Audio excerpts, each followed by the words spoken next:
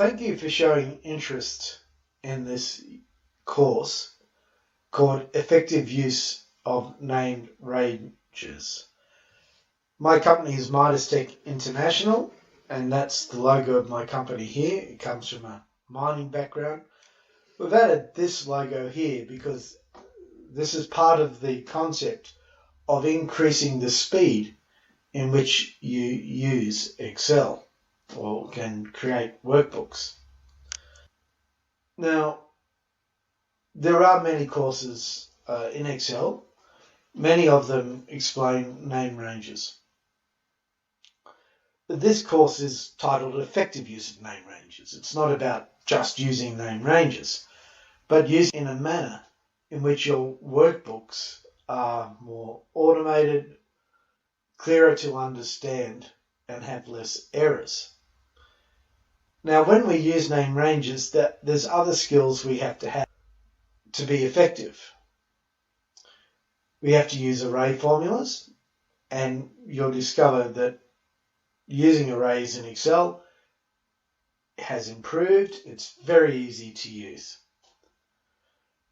But also, the way I present name ranges, I use data flow diagrams or flow charts or flow sheets, which enable better navigation and understanding of what is happening in your workbook.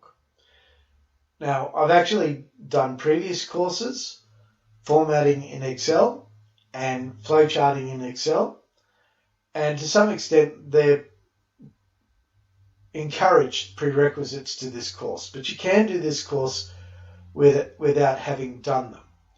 But we're really building on the very basics of Excel, and we're starting to develop higher level skills. Now, to give you a comparison, I recently had a look at someone else's course on advanced Excel skills, and they didn't even get to the point of discussing name ranges or arrays.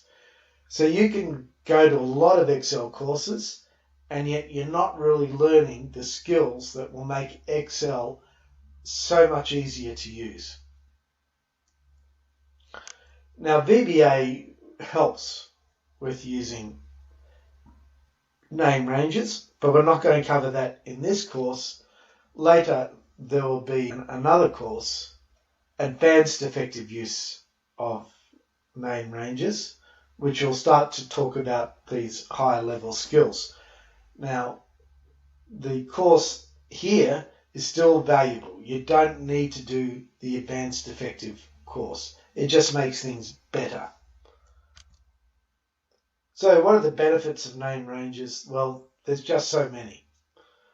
So the real question is whether you're going to stick to the way Excel sort of encourages you to use Excel using what I call A1 notation, or whether you're prepared to make the jump to use name ranges.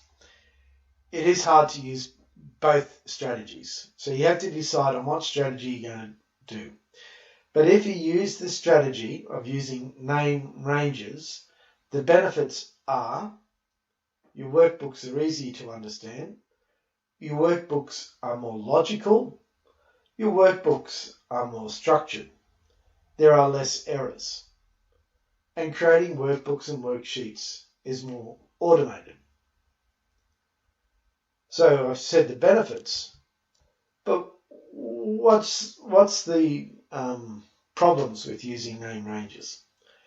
Well, there aren't really problems as such. People will tell you that name ranges are too complicated, but it's a matter of your cognitive ability. Now, you don't have to be a great mathematician to be able to use name ranges, but you need to be able to think mathematically. You've got to understand why we have algebra, why when you present formulas at high school, you use variable names. So if you find that you're not really comfortable with algebra, that your level of maths is really almost non-existent, then probably this course isn't for you. Or brush up on your mathematical concepts and then come back to this course. So it's really for people who prefer variables that are meaningful rather than ad hoc, such as A1, B2. I originally created this course for engineers and scientists because I discovered that most courses were designed for people in finance.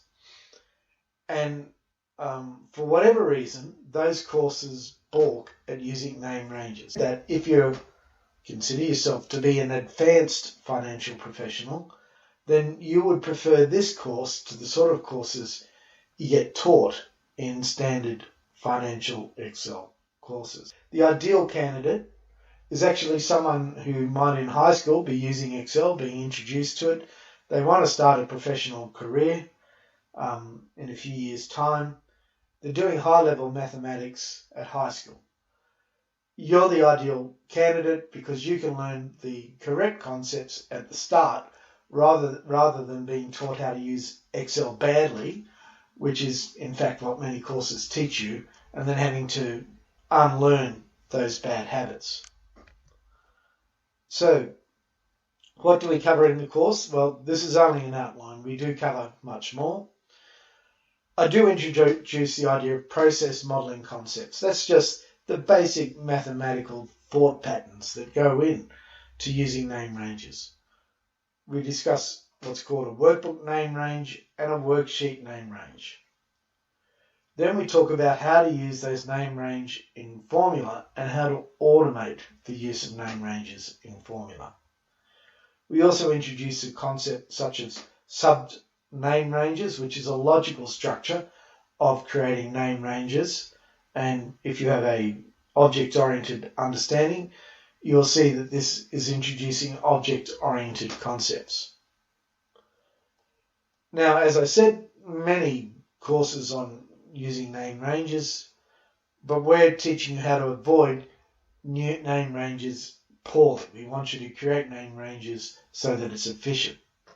So the word efficient in the title is extremely important. And here's just an idea of the scope. Name ranges, we have to touch on arrays and flowcharts. Because I cover hyperlinking flowcharts in another course, we're not going to do that too much here. VBA helps. We're not going to touch it in this course at the moment. Now, to give you an example of where we're heading, in my previous course, I discussed using templates. So we've created a nice aesthetic template here, but fundamentally you'll see the equations are still using A1 notation. So that's as far as we got to in that course. So we look at the template and we create a flowchart. And from that we get an idea of what name ranges we should create. And then we create the name ranges and we modify the template and convert the equations so that they're all using name ranges.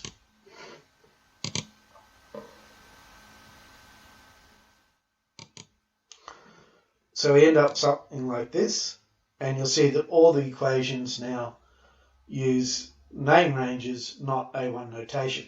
We then explain how we can copy this template automatically to be applied to new data.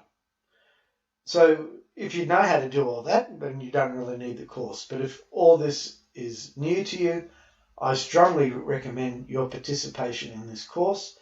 And then later we'll move on to high-level concepts in future courses. So thanks for your interest.